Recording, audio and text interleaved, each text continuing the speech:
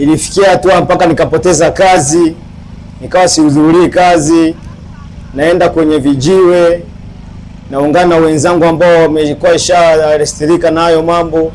Kwa hiyo yakachukulia mpaka afya yangu kuendelea kudorora, kiasi kwamba mpaka mwenyewe nikajikatia tamaa, ikafikia hatua mpaka nikataka kujinyonga, nikaona mimi sifai tena katika dunia hii.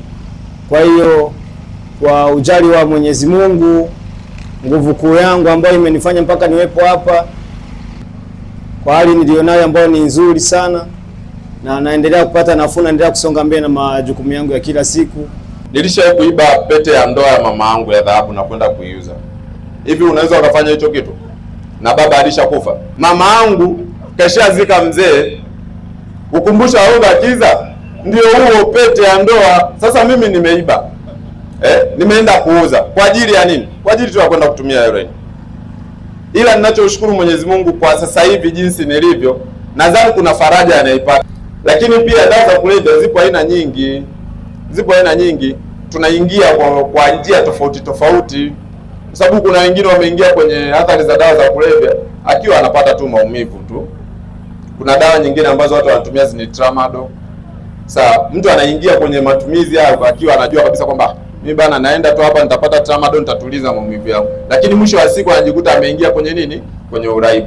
Mamlaka ya kudhibiti na kupambana na dawa za kulevya tunafanya jitihada kubwa ya kuhakikisha kwamba ile demand au uhitaji wa dawa za kulevya basi kijana anakuwa hana, na tunafanya mbinu hii ya pili kwa kwanza kutoa na kuratibu uelimishaji. Sisi tunatoa elimu, vile vile tunaratibu makundi mengine yanayotoa elimu hususan NGO. Vile vile tunaandaa miongozo ya uelimishaji, vile vile tunaandaa na kufanya mafunzo kwa asasi za kiraia tunazoshirikiana nazo. Mkakati wa tatu ni kupunguza madhara yanayotokana na dawa za kulevya, harm reduction. Vijana wengi waliojiingiza katika biashara ya dawa za kulevya na kuathirika kwa sababu moja au nyingine, hatujawatupa mkono. Mara nyingi watu wamekuwa wakijiingiza kutokana na makundi lika.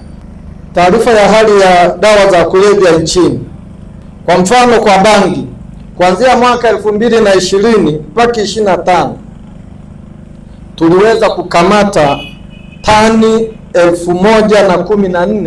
1014.04. Unaweza ukaona ukubwa wa tatizo, pamoja na kazi nzuri ambayo inafanywa na mamlaka yetu, lakini bado ulimaji na ufanyaji wa biashara wa madawa haya ya kulevya ambayo kwa kweli yamekuwa yakiharibu nguvu kazi ya nchi yetu bado ni mkubwa, na sisi tunaendelea kuwapongeza na kuwashukuru wananchi ambao wamekuwa wakishirikiana na mamlaka yetu, kwanza katika kutoa taarifa, lakini na kuhakikisha kwamba tunawasaidia vijana.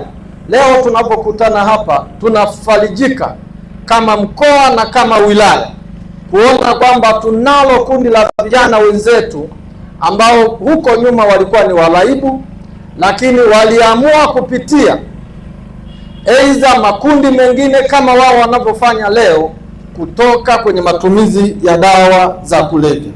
Na niwaombe sana wale ambao hatujaingia katika hali hiyo, tunapokuwa na maazimisho kama haya tuyaone kwamba yana umuhimu mkubwa, kwa sababu mbali tu ya kusikiliza tunapata elimu,